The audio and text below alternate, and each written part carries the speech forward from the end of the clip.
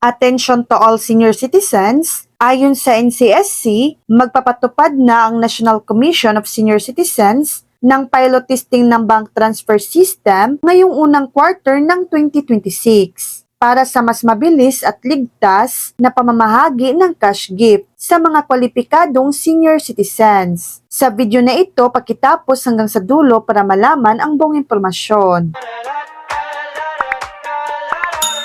Layo ng bagong sistemang ito na matiyak ang direktang pagtanggap ng mga senior sa benepisyo, katubang ang Department of Budget and Management para sa seguridad ng pondo. Sa ilalim ng Republic Act No. 11982 o Expanded Centenarians Act, makatatanggap ng tig 10,000 pesos ang mga senior sa pagsapit sa edad na 80, 85, 90 at 95 years old, habang 100,000 pesos naman pagdating ng 100 years old. So yan lang po ang latest update.